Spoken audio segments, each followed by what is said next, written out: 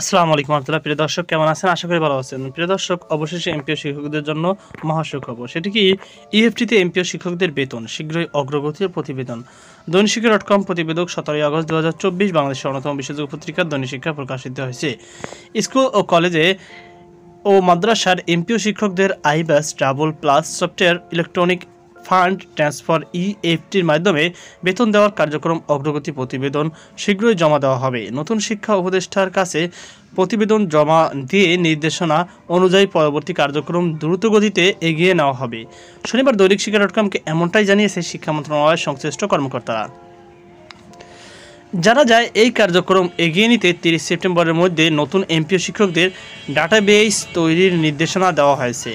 দ্রুতই ডাটাবেস তৈরির কাজ শুরু করা হবে এবং যাদের নাম ডাটাবেসে আছে তাদের জাতীয় পরিচয়পত্রের সঙ্গে নাম ও জন্ম তারিখ যাচাই করা হবে। এছাড়া দৈনিক শিক্ষা.com'ের সঙ্গে আলাপকালে শিক্ষা মন্ত্রণালয়ের সিনিয়র সহকারী সচিব মোহাম্মদ তৌহিদুল ইসলাম জানিয়েছেন, সরকার পরিবর্তন হয়েছে বলে এই কার্যক্রম পেছাবে এমন কোনো সম্ভাবনা নেই। শিক্ষা মন্ত্রণালয় অনেক আগেই এই উদ্যোগ নিয়েছে, এখন বরং দ্রুত এই কাজটি এগিয়ে যাবে।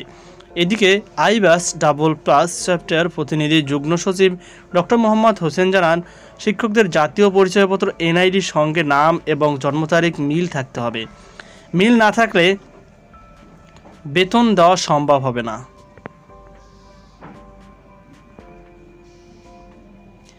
এক্ষেত্রে 30 সেপ্টেম্বরের মধ্যে মাধ্যমিক ও উচ্চশিক্ষা অধিদপ্তর এমপিও সিস্টেম সংরক্ষিত সব শিক্ষক কর্মচারীর তথ্যর সঙ্গে এনআইডির তথ্য সংযুক্ত করে ডাটাবেস তৈরির কাজ শেষ করতে হবে।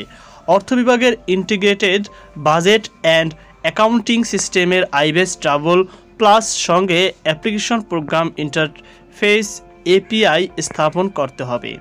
এসব কার্যক্রম শেষে অক্টোবরে পরীক্ষামূলকভাবে দেশের 9 অঞ্চলের 9টি উপজেলায় ও থানার শিক্ষা প্রতিষ্ঠান শিক্ষক কর্মচারীদের বেতন ইএফটি দেওয়া হবে। পরবর্তীতে ডিসেম্বরে সারা দেশে ওই পদ্ধতিতে এমপিও শিক্ষকদের বেতন দেওয়ার নির্দেশনা রয়েছে। 2025 খ্রিস্টাব্দের জানুয়ারি থেকে ইএফটি ছাড়া কোনো এমপিওভুক্ত শিক্ষক কর্মচারীকে বেতন দেওয়া হবে না বলেও সিদ্ধান্ত রয়েছে।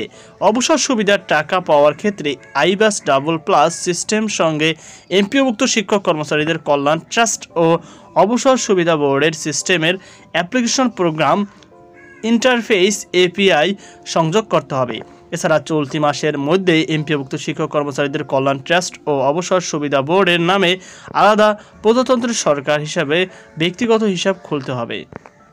অবসরপ্রাপ্ত শিক্ষক ও কর্মচারীদের কল্যাণ সুবিধা দেওয়ার বিষয়ে যাদের অ্যাডভাইস ইতিমধ্যে ব্যাংকে পাঠানো হয়েছে তাদের এই সিদ্ধান্তে পদ্ধতিতে পরিশোধ করা হবে। ইএফটি চালুর আগে নতুনভাবে ব্যাংকে কোনো অ্যাডভাইস পাঠানো যাবে না। তো প্রিয় দর্শক, এই ছিল আমাদের সর্বশেষ আপডেট। সকল আল্লাহ হাফেজ।